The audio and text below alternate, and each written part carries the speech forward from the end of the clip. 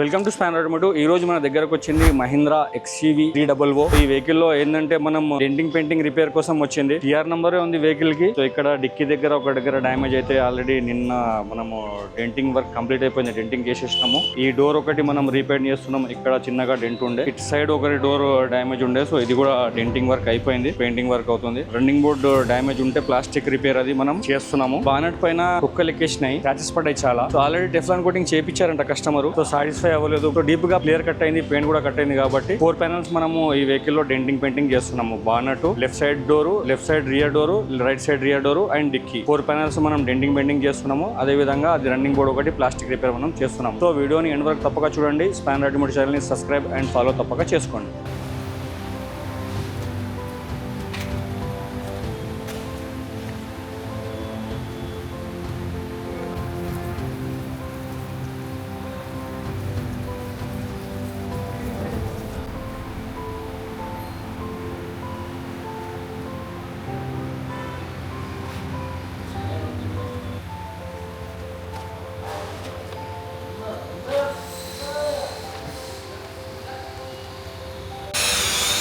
क्या उखड़ गया क्या?